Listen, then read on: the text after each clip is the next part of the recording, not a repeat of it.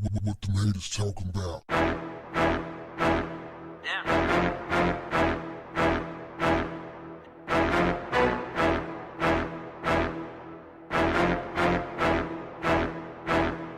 What's up, family? Cook County prosecutors say a Southside man sexually assaulted his 7-year-old cousin in an attack that was witnessed by her teacher and classmates during an e-learning session earlier this week.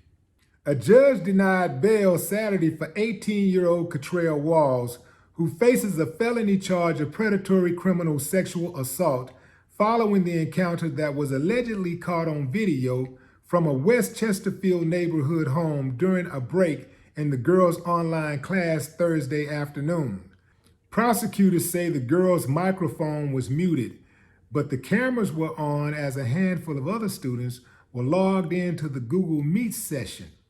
The teacher was working on a different computer during the pause in class when she heard the students saying what's going on, what's happening.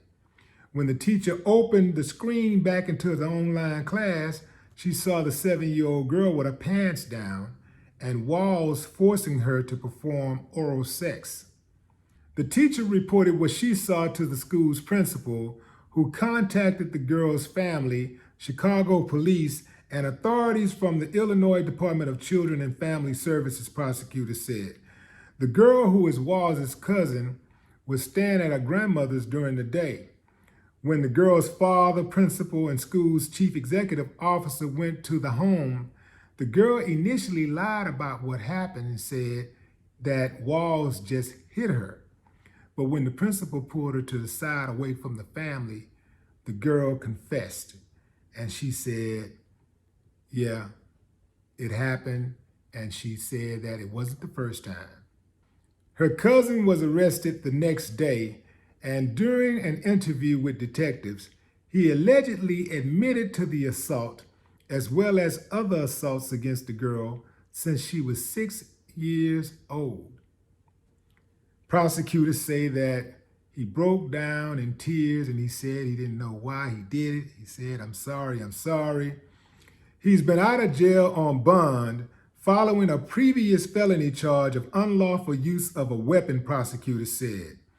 This guy is a senior in high school and has been diagnosed with attention deficit hyperactivity disorder, which impairs his ability to control his impulses, says his attorney. This guy is due back in court on November 21st. Last month, while in Milwaukee, a 9-year-old student witnessed a murder inside of their house during an online class. In August in Indiantown, Florida, a teacher at Warfield Elementary saw a 10-year-old girl cover her ears as a domestic altercation unfolded. The teacher muted the girl before her screen went dark. The girl's mother was repeatedly shot by her ex-boyfriend.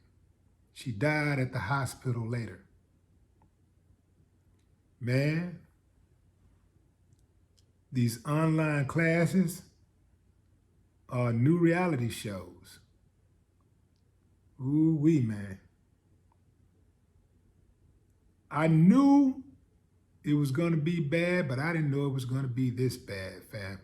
You know, because you think that, maybe people will, they'll exercise, just a little discretion, hey, the whole school is, is in my home now, so for this, for 6-7 hours or so, I got to deal with that.